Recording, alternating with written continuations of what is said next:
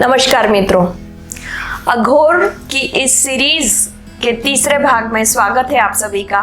बहुत सारी ऐसी जानकारियां जो सामान्य से अलग हैं आज आपको मैं यहाँ देने वाली हूँ। मैं हूँ भूमिका, टैरो कार्ड रीडर, एस्ट्रोलॉजर और ऑकल्ट साइंस की प्रैक्टिसेस करती हूँ ताकि मैं आप सभी को जानकारियां दे सकूं कि किस तरह से अघोरी एक तंत्र विज्ञान के तहत बहुत सारी साधनाएं करते हैं। हमने पहले 2 भागों में भी देखा कि किस तरह से अलग अलग तरह से ऊर्जाएं प्राप्त करने के लिए तंत्र और अघोर जो है वो काम करता है।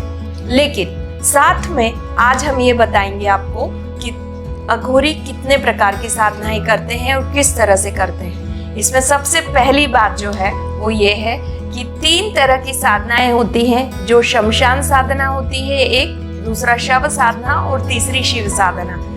इन 3 तरह की साधनाओं में अघोरी अलग अलग तरह की प्रक्रिया अपनाते हैं। जैसे नाम से ही जाहिर है, हर उसमें शिव जो है वो तो मुख्य है, लेकिन शव और शमशान भी शामिल है। शमशान वो स्थान जहां व्यक्ति दिन में जाने से डरता है, लेकिन अघोरी ये सारी साधनाएं रात्रि काल में करते हैं, वो भी 12 बजे से 3 बजे के बीच में। रात्रि 12 से 3 का जो प्रहर होता है वो अघोरियों के लिए साधना का सबसे महत्वपूर्ण समय होता है। जिस शमशान साधना की मैं बात कर रही हूँ, इसमें शमशान में जलती हुई चिताओं के साथ कई सारे मंत्रोच्चार करके और कई तरह की ऊर्जाओं को प्राप्त करने के लिए अलग अलग तरह की क्रियाएं की जाती है, जिसमें कई जड़ी बूटियों का प्रयोग भी किया जाता है, कई जीव जंतुओं की वस्तुओं का प्रयोग भी किया जाता है।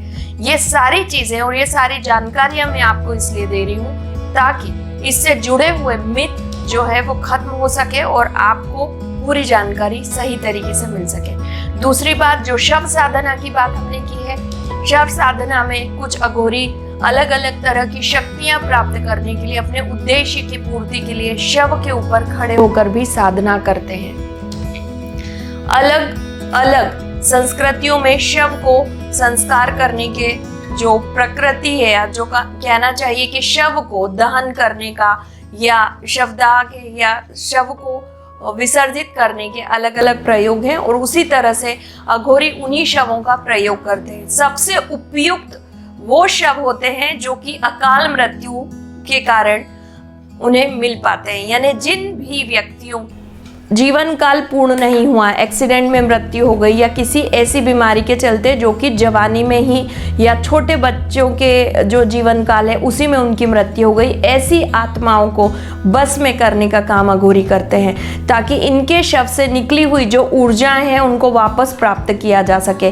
रात्रि काल में जब अघोरी इस कर्म को करते हैं तो कई बार ये शव जागृत भी हो जाते हैं, आत्माएं जागृत होती हैं और अघोरी से बात करती हैं। ये पूरी प्रक्रिया जो है ये भी एक तरह का तंत्र और विज्ञान है, इसलिए आपको ये जानकारी दे रही हूँ क्योंकि ये जो विज्ञान है ये एक कड़ी ऊपर जाकर है। जो हम वैदिक पद्धति से कार्य करते हैं उससे आगे जाकर है। इसके सकारात्मक नकारात्मक दोनों प्रयोग होते हैं, उसकी जानकारी भी मैं आपको आने वाले समय में दूंगी। एक जो मैंने बताया कि शिव साधना जो है वो भी होती है, वो भी शमशान में होती है, लेकिन यहाँ पे शव की जगह मावे का प्रयोग किया जाता है। मावा जो दूध से निकाल के मावा बनाते हैं और उस मावे का प्रयोग यहाँ पे किया जाता है शव के स्थान पर।